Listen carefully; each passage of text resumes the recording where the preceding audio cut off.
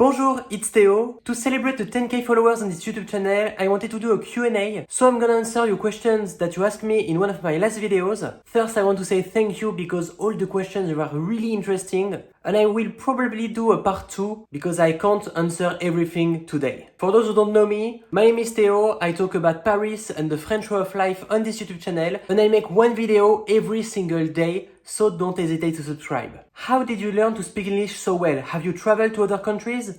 I learned English at school, but the French school is not enough for that. So I also started to watch movies in English when I was in cinema studies, and then trying to read also articles in English, and also watching a lot of YouTube, the American and English YouTube, like Case Neistat's videos. I watched a lot of that when I was younger. I had also a class called European class in high school and middle school also, with 2 more hours of English each week. So it was also a good start to improve my English.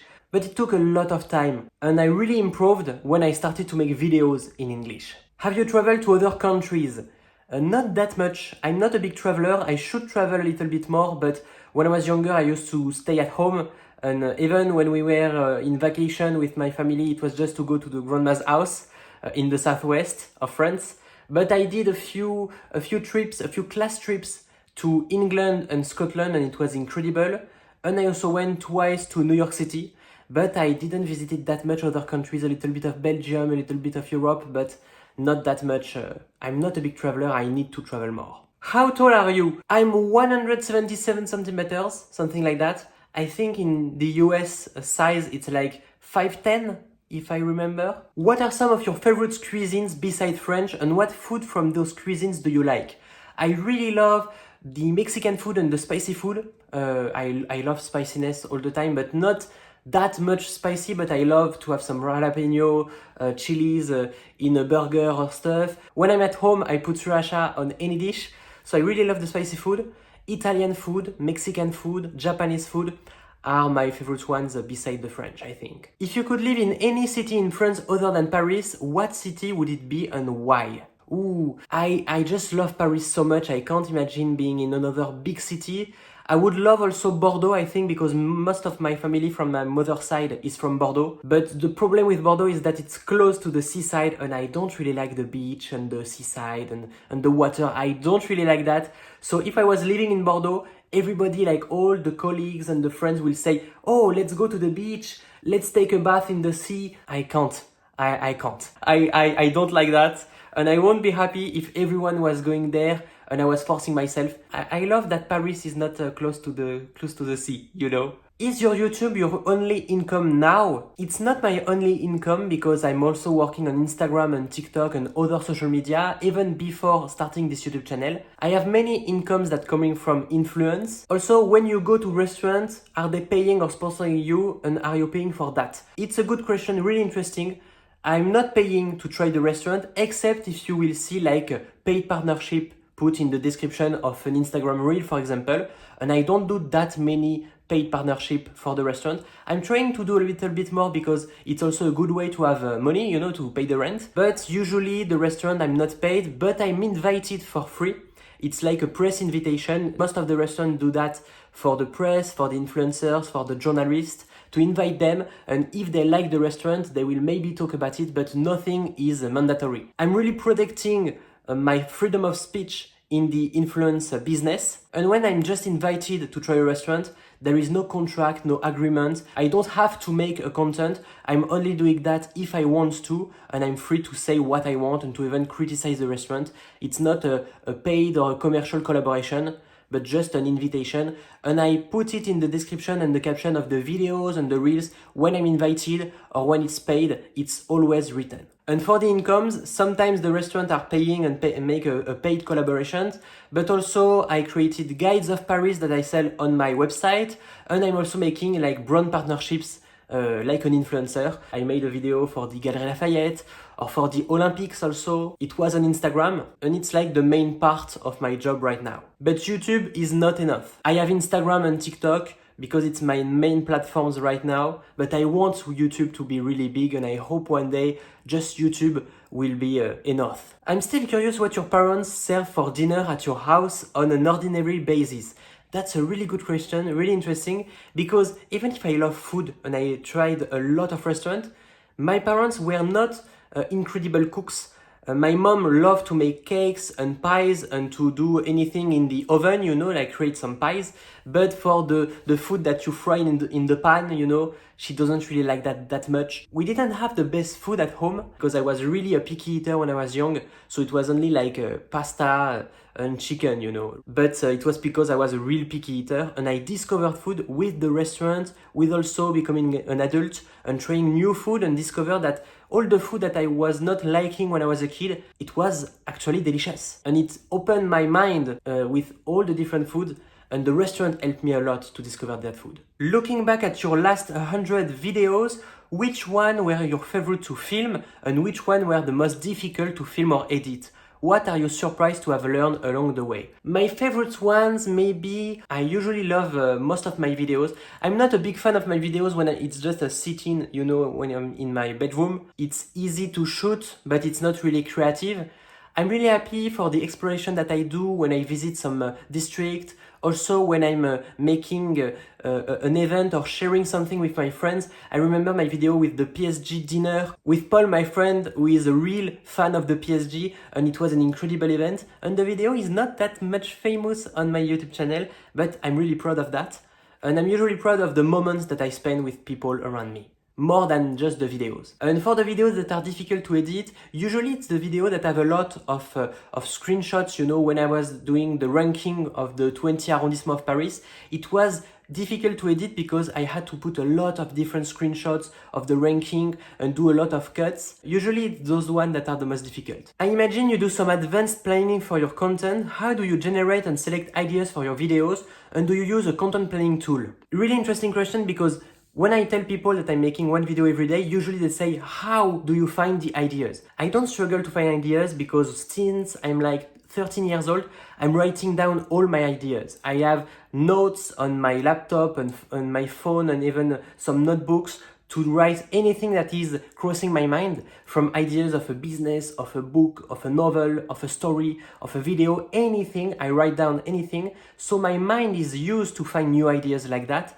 And I have many ideas of videos, and I just don't plan that much. Usually I plan 1 week before the shooting, just a few days before. I don't really want to plan everything in month, because if I was doing that, I will be like too bored by what I'm doing. I want to still be in the flow. So I don't plan that much, and I'm just doing the videos when I want to do them, and when it's also the time to plan a shooting or to meet a friend so we can make a video together.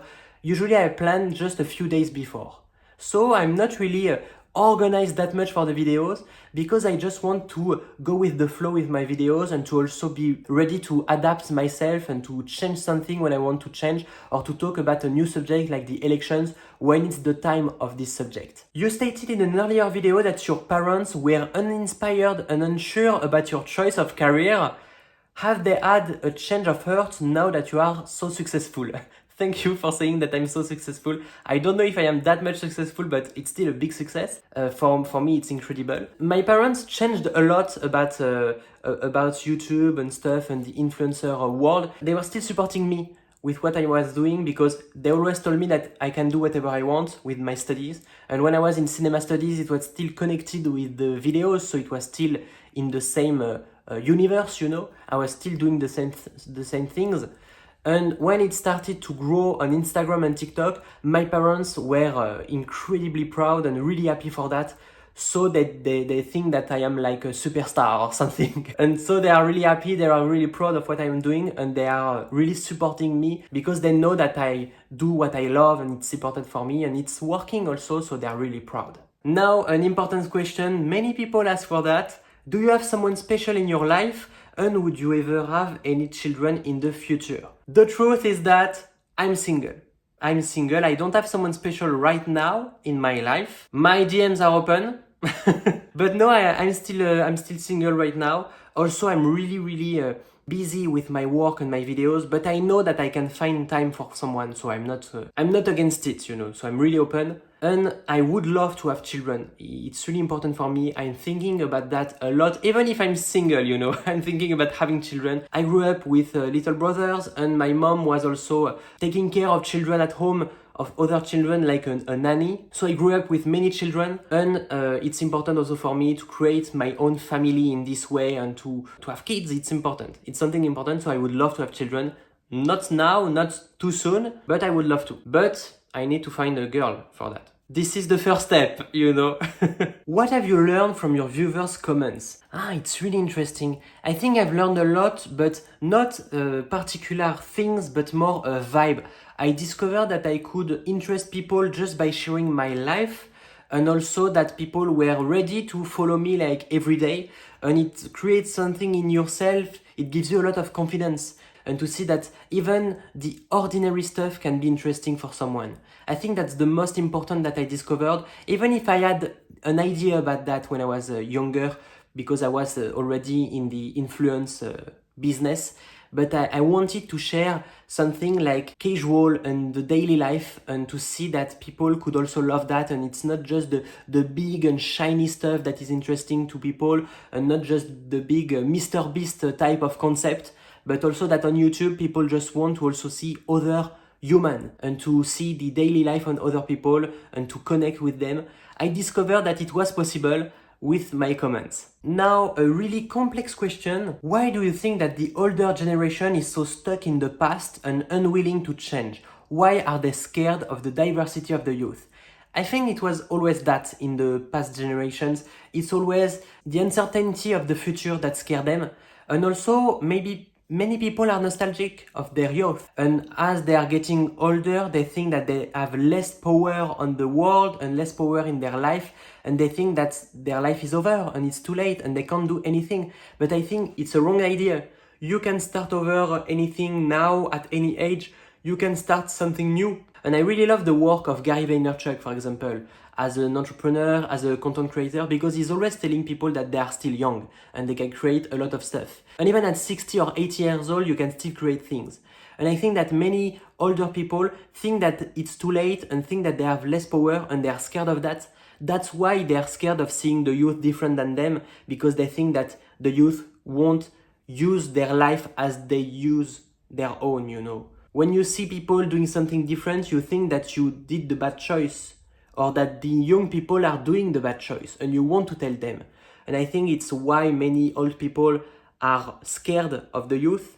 It's because they are seeing that they are doing different stuff and they are doing the things differently. And maybe the older people think that they did the wrong choice and that the youth are making the good ones, but they don't want to accept it. Many different hypotheses, many different ideas that can be the reason for that. But I think that many also older people are really, really connected to the youth generations, and they understand them.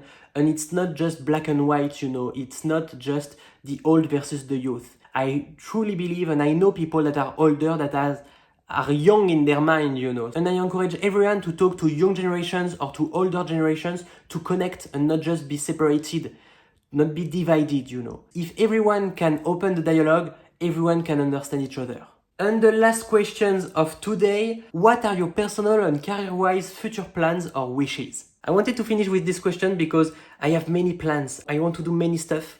I'm working right now on books. I would love to write books about Paris or the French cooking or the French cuisine, but also novels and fictions. I'm an artist first, and I want to be an artist. I've always wanted to write books and to make movies, and I need to connect with it more, because even if I love the influence and making videos, I need to explore other things also beside that, because I want to create also an artistic life and some artistic work. And I'm working on a novel, I'm working on different stories, so I would love to make videos to talk about that. Tell me in the comments if you would love to hear more about the books and the writing and stuff. I would love to share it with you in the next few weeks and months. And if you have any other questions you want me to answer, share them in the comments. I will make other Q&As maybe every month, I don't know, I will see. But I just love to make this video, and thank you so much for all the questions, it was so interesting. So share your questions in the comments if you want to appear in a new Q&A and you want me to answer them. Thanks again for the 10k followers, it's incredible and I know it's just the start, we're gonna make great things together. And of course, if you want to explore Paris and discover the French way of life, you can subscribe to this YouTube channel, I post every single day, so see you tomorrow.